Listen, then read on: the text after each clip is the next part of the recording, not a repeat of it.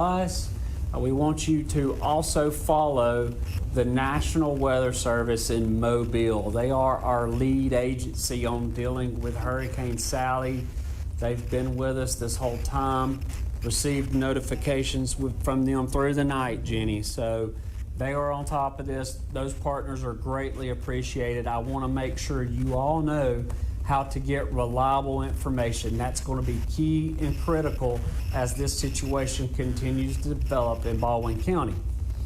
Right now, what I want to update you on is what the Emergency Operations Center in Baldwin County is doing. So as you know, we have been under a 24/7 operation. We are fully activated. And what that means is we've coordinated not only now with our local and state partners, but also we are coordinating and communicating with our federal entities as well. So for those of you that may not know, what we have done is declared a local state of emergency here. That went into effect at 9 a.m.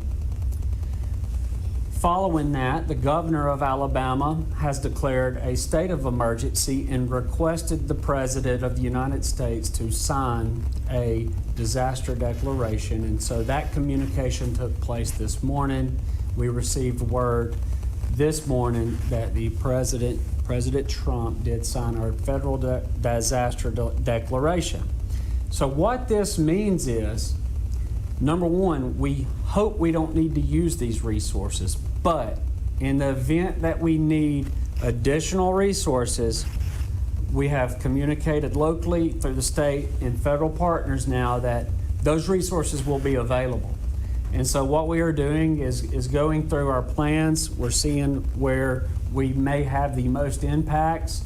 We're working with all of our local fire departments, all of our local law enforcement agencies to stay on top of developing situations.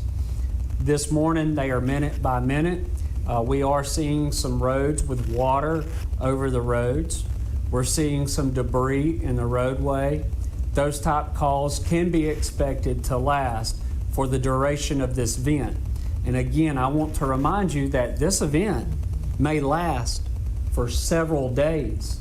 This is not going to be a short event by any means. It's not going to be over in the morning. In fact, the projected landfall time is pushed back to tomorrow afternoon. So what that means for us, our theme is there's going to be a lot of rain.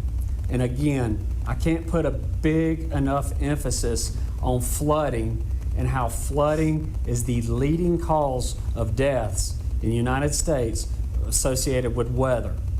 Now, I know a lot of you may say, well, there's not any wind, there's not any of those, it's just not I don't feel threatened. And what I can say is right now the storm is still off the coast, and that we will have wind, we will have flooding, there will be water that rises, and I cannot tell you, I can't put enough emphasis on this. Do not get in deep water. Do not get in this water that will begin to overtake some of our roadways, specifically in some of our low-lying areas.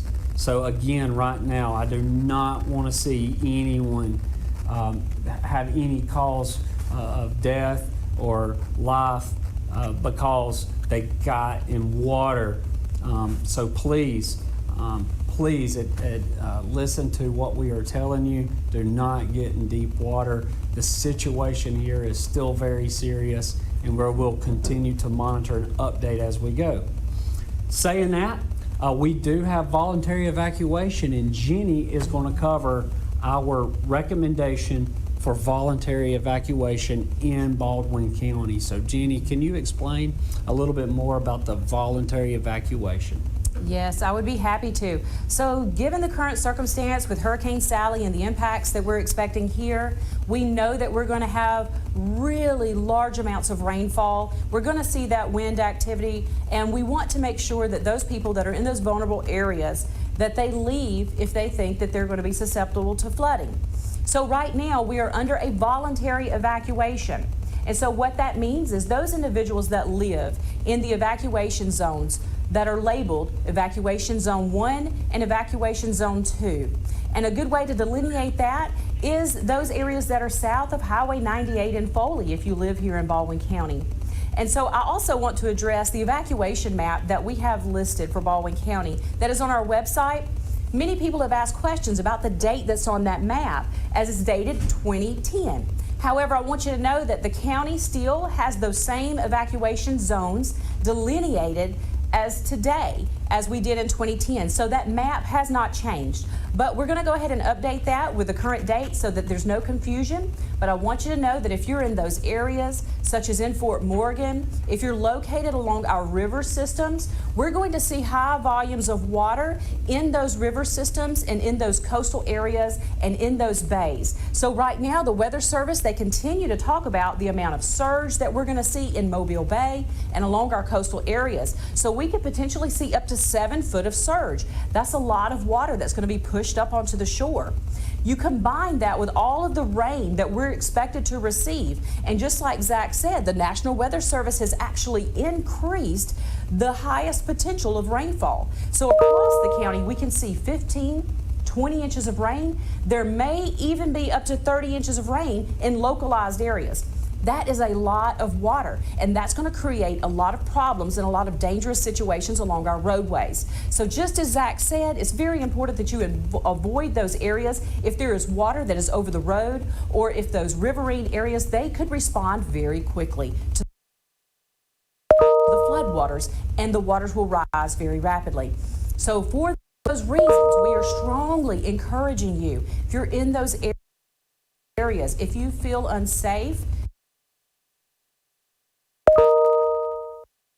that you evacuate.